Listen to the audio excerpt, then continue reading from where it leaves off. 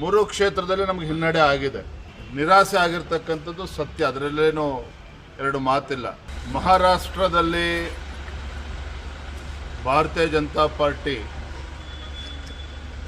ಮತ್ತು NDA ನಮ್ಮ ನಿರೀಕ್ಷೆಗೂ ಮೀರಿ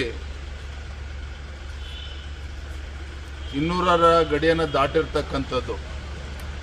ಬಹುಶಃ ಒಂದು ಹೊಸ ಇತಿಹಾಸವನ್ನು ಮಹಾರಾಷ್ಟ್ರದಲ್ಲಿ ಭಾರತೀಯ ಜನತಾ ಪಾರ್ಟಿ ಮತ್ತು ಮಿತ್ರ ಪಕ್ಷಗಳು ಸೃಷ್ಟಿ ಮಾಡಿದೆ, ದಾಖಲೆ ಮಾಡಿದೆ.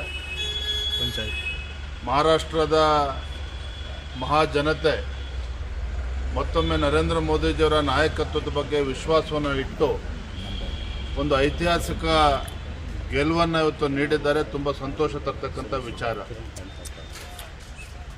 ಕರ್ನಾಟಕದಲ್ಲಿ 3 ಕ್ಷೇತ್ರಗಳ ಉಪಚುನಾವಣೆ, ಚನ್ನಪಟ್ಟಣ, ಶಿಗ್ಗಾವಿ ಹಾಗೂ ಸಂಡೂರು. 3 ಕ್ಷೇತ್ರದಲ್ಲಿ ನಮಗೆ ಹಿನ್ನಡೆ ಆಗಿದೆ.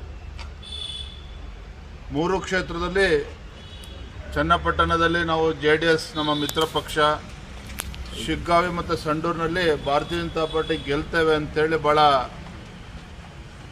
ವಿಶ್ವಾಸನ ಇಟ್ಕೊಂಡಿದ್ವಿ. ಆದರೆ ನಮಗೆ ನಿರಾಸೆ ಆಗಿರ್ತಕ್ಕಂಥದ್ದು ಸತ್ಯ, ಅದರಲ್ಲೇನು ಎರಡು ಮಾತಿಲ್ಲ.